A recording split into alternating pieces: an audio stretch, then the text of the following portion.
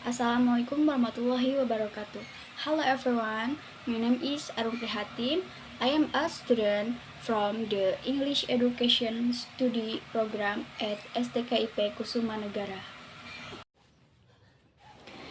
Di sini saya akan menjelaskan sedikit tentang pengelolaan kelas dan mendesain pengelolaan kelas yang kondusif.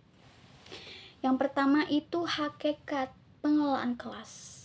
Pengelolaan kelas adalah suatu usaha yang dilakukan oleh penanggung jawab belajar mengajar atau membantu dengan maksud yaitu agar dicapai kondisi optimal sehingga dapat terlaksana kegiatan belajar yang seperti kita harapkan. Dr. Suharsini Arikunto 1996. Nah, sedangkan secara etimologi, pengelolaan kelas dapat diartikan sebagai upaya merencanakan, mengorganisir, dan juga mengarahkan, terus juga mengkoordinasikan dan mengontrol kelompok belajar yang dilakukan oleh pembelajar untuk mencapai pembelajarannya. Yang kedua itu ada tujuan pengelolaan kelas. Tujuan pengelolaan kelas pada hakikatnya telah terkandung dalam tujuan pendidikan. Secara umum, tujuan pengelolaan kelas adalah penyediaan fasilitas bagi bermacam-macam kegiatan belajar siswa ya, dalam lingkungan sosial, emosional, dan intelektual dalam kelas. Pengelolaan kelas juga tidak hanya berupa pengaturan kelas, fasilitas fisik, dan juga rutinitas, melainkan juga pengelolaan berbagai hal yang tercangkup dalam komponen pembelajaran kegiatan.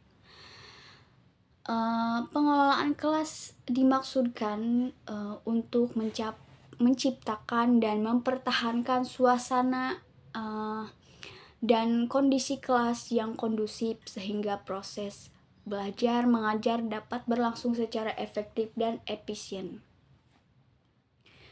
Yang ketiga ada aspek fisik pengelolaan kelas.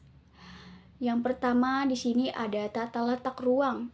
Nah, bangku dan meja disusun agar interaksi mudah dan ruang gerak guru bebas.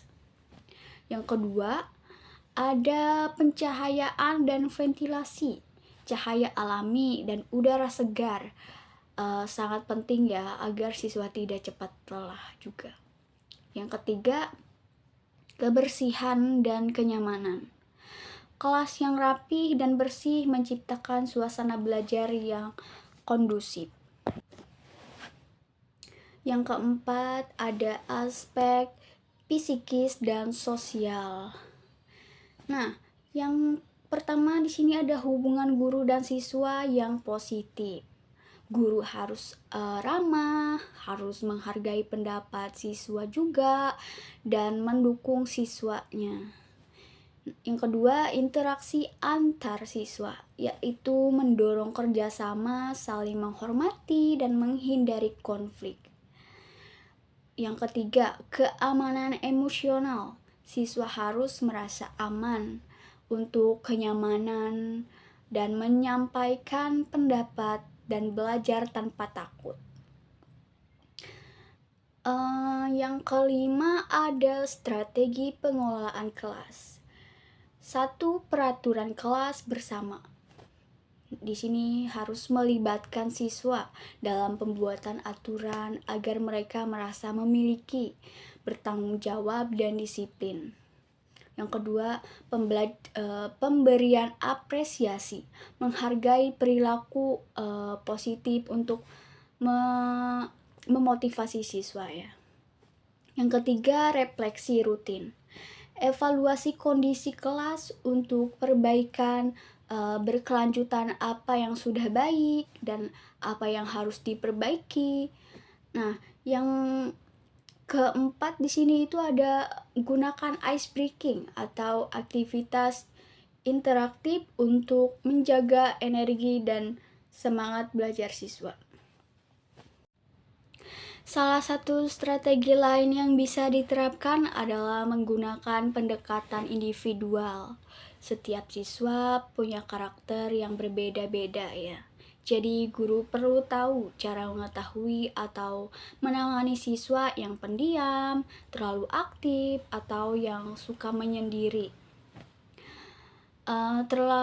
Dengan mengenal karakter siswa juga pengelolaan kelas akan terasa lebih personal dan efektif.